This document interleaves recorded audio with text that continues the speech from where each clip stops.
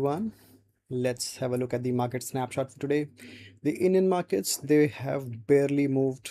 There was a change of 0.02% in Nifty and 0.1% at Nifty 500, pretty much similar, same close to where they were on Friday. Uh, US markets for sure have certain changes, like Nasdaq 100 was down by almost 1.88% and S&P 500 was down by almost 0.79%. This is Nifty 500. The advances were 278 against declines of 222. The new high is 16 to 484 new lows.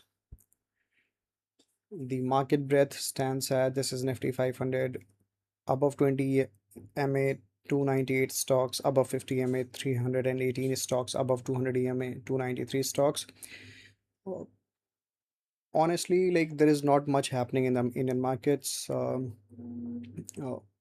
I think people who would have made their positions in maybe first 3 weeks of June, for sure they are at a lot of advantage. But then anyone who might have tried taking any bets maybe from fourth week of June onwards, they would really struggle. I mean, the risk rewards are not favorable. The market is not doing anything. The strength is not there.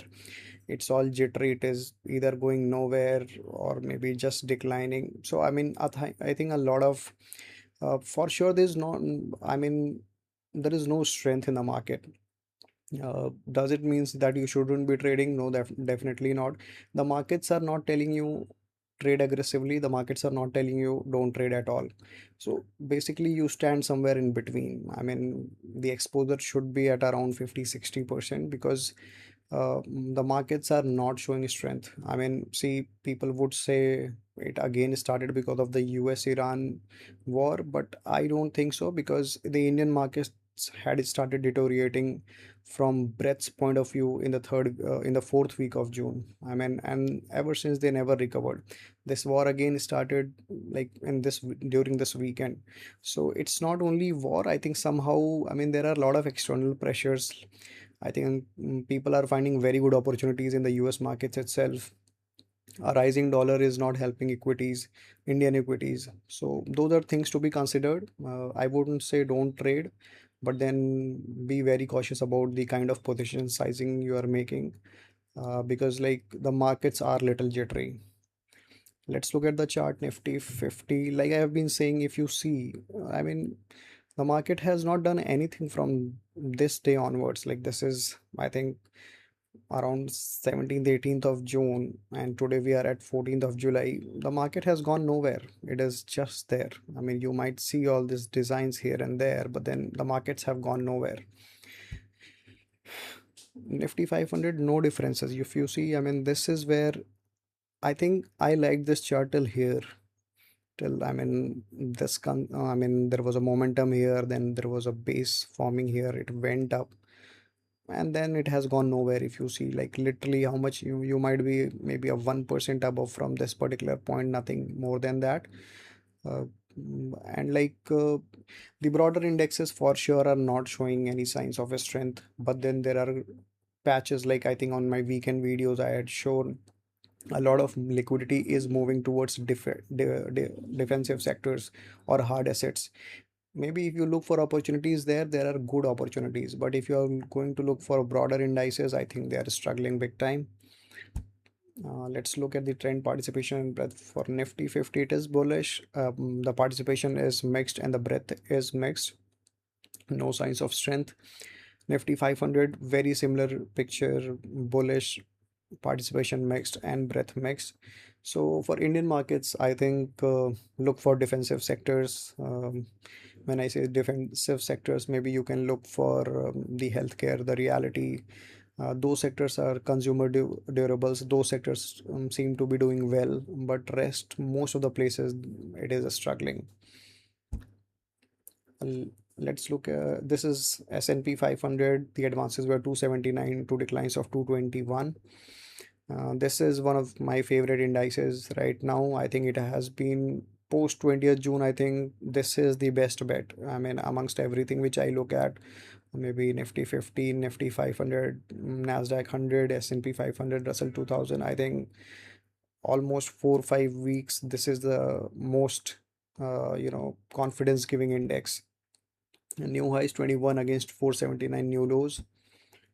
um, the breadth, just look how consistent the breadth is. It is not about the numbers, but I mean, we hardly see any changes here. That means, people are pulling in a lot of money, getting into broader indexes. I mean, for sure, I mean, things have not gone very well for Nasdaq. I think since people realized the valuations are not looking very attractive on the AI perspective. But then I think still people, have not gone to small caps or micro caps. People have stuck to these mega tech, finance, industrial groups in S&P 500.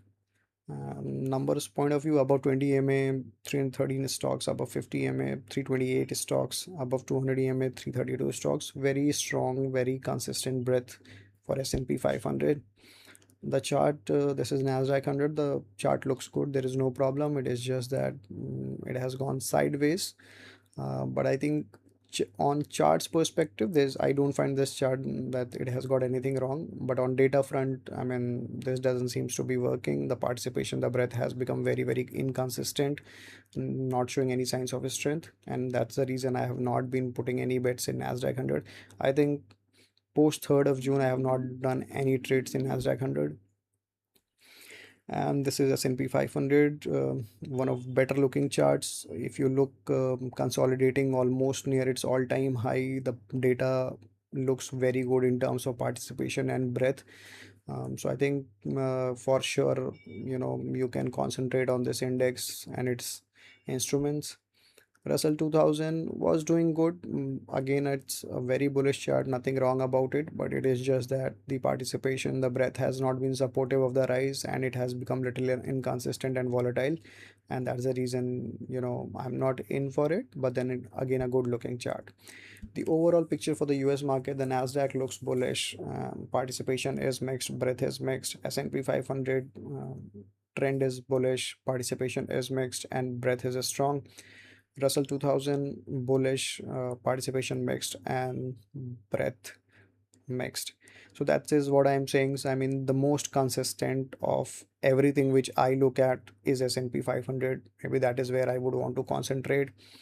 Does that mean that I would put in every single penny in S&P 500? Definitely not. I mean, the kind of market they are, see, either you have been sitting with good positions, then you are absolutely in good shape.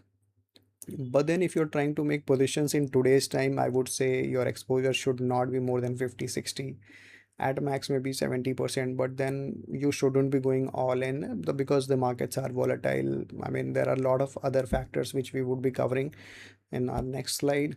Just look at US yields at 4.61. 4.6 is a very, very critical level on a monthly close for US 10-year yield. If this, sustains, we are not looking for very good times for equity.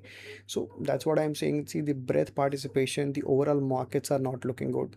Then the external forces like the US 10 years yield dollar is putting even more pressure. So you might feel that it's a good time, that no, I'll put my 100%. But then, anticipating a downfall on a particular day, that is going to be very, very difficult. So it's better, if the markets keep doing well, you'll keep getting a lot of opportunities. And 50, 60, 70% of exposure is not bad to have. I mean, it's not that you are not doing anything, right? There is a lot of exposure. I mean, there is a conservative sort of uh, exposure in the market basis what the data is saying. That's it. I mean, if we look at the VIX, I mean, at 17, I think it's very neutral. No points of worry there. Bitcoin, Bitcoin, I think on intraday is providing opportunities almost every single day, long side, short side. So I mean, if you're looking for short-term trades, Bitcoin could be really, really good.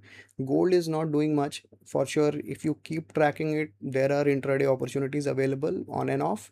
But I think in terms of short-term opportunities, I think Bitcoin has been providing opportunities almost every day, long side and short side. This is dollar. I mean, A strong dollar not helping equities, but then this is how it is. Bitcoin, see, the chart is not doing anything as such if you want to play positional swing, but then if you are looking for intraday, there are ample of opportunities. I mean, good opportunities with good risk to reward. Uh, Gold not doing much, honestly. Like there are opportunities on and off for day trading, but nothing beyond that. Mm, So for today, my takeaway would be like, see, the markets are still in tug of war. I think a lot of things are not sure where things are headed because, again, because of the war, the crude has started rising, which is also impacting the equities. Uh, Indian markets not showing strength for sure. I mean, whatever built up was there, people, who made positions in maybe early parts of April, May, June, maybe they for sure are in good positions. But then if you are looking to take bets in today's time, I mean, again, it has to be with limited exposure. You cannot go all in because the risk rewards are not favorable and the markets are not showing signs of strength. Coming to the US markets, my favorite bet remains at S&P 500. The reason being the chart looks good to me. The data says, a lot of liquidation from the mega caps has, gone distributed to S&P 500. So that remains my favorite bet. And in terms of maybe short term or day trading perspective, I think I like Bitcoin. So that is what, I have been trading. Overall, I would say the market sentiments are pretty mixed bag. Going all in today's time is not the right approach. I would say if you have had positions, please maintain that. But then if you're looking to make new positions, be little cautious about it. And for short-term opportunities, you can look for Bitcoin. I think that's everything from my side. I hope you all found this useful. Thank you so much and see you next time. Have a good one.